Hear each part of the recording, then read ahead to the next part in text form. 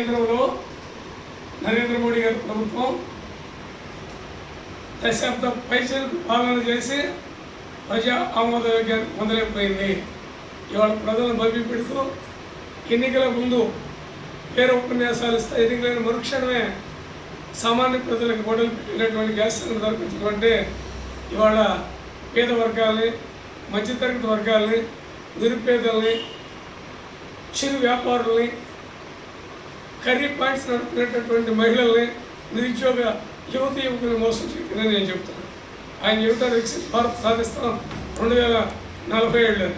నేను ఉంటాడుతున్న మోడీ గారు మీరు ఛాయ్ ఇవ్వాలని ప్రచారం చేసుకుని మీరు రాజకీయాలకు వచ్చారు. మీ అదృష్టం బాగుండేదో దేశ పరిస్థితి ప్రజాస్వామ్యం ఉంది కాబట్టి రాజ్యాంగబద్ధంగా మీరు ఏదో ప్రధానమంత్రి అయ్యారు.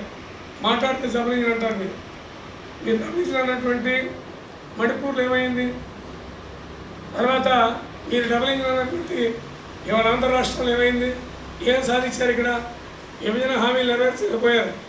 రాజధాని నిర్మాణానికి కేంద్రం ఫండ్స్ ఇవ్వాలి, విభజన హామీ చట్టం ప్రకారం ఇవ్వలేకపోయారు. ఇవాళ గ్యాస్ సిలిండర్కి 993 రూపాయలు ఒకేసారి మీరు పెంచుకుంటే ఆ భారం ఎవరి మీద పడతాం మేము అడుగుతాం. అంటే మీరు అదానికి, అంబానీకి దాసోహం అంటూ ఈ దేశంలో ఉన్నటువంటి 100 మంది పారిశ్రామికవేత్తల యొక్క లాభాల కోసం ఈ దేశంలో ఉన్నటువంటి దాదాపు 40 కోట్ల మంది ప్రజానికాన్ని మీరు తాకట్టు పెడతారని అడుగుతారు. మీరు కాదు, ఇవాళ మీకు మద్దతు ఇచ్చేవాడు కూడా సిగ్గు ఉండాలి. బట్ చంద్రబాబు నాయుడు గారు ఉన్నారు, బేషరతుగా మేము మద్దతు ఇస్తాను అంటాడు. సమస్య ఎక్కడ వచ్చినా నేను స్పందిస్తాను, ప్రశ్నిస్తాను, నిద్రపోను అంటాడు పవన్ కళ్యాణ్ గారు. రాత్రి ఎక్కడ ఒప్పందాలో నేను చేయొత్తుతాను, మీకు ఏం కావాలి చెప్పడం మోడీ గారు అంటారు. జగన్ గారు బీజేపీ అంటే బాబు, పవన్, జగన్ అనేటటువంటిది వాళ్ళ దేశంలో అందరికీ కూడా తెలిసిపోయింది.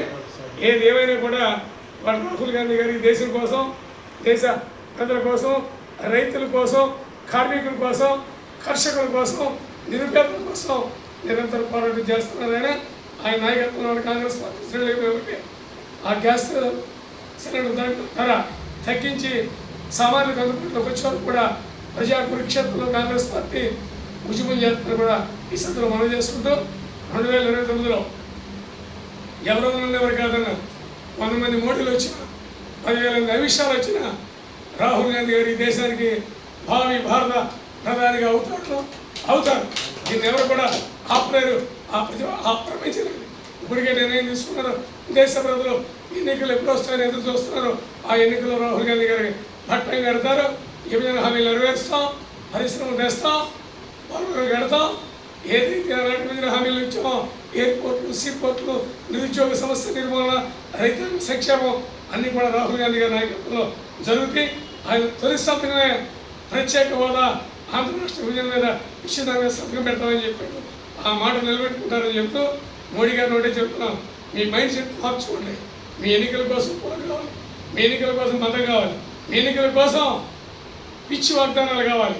ఎన్నికలైన తర్వాత గ్యాస్ పెంచారు, అదే పేరును వాళ్ళు పెట్రోల్ డీజిల్ పెంపుతారని రాహుల్ గాంధీ గారు చెప్తారు.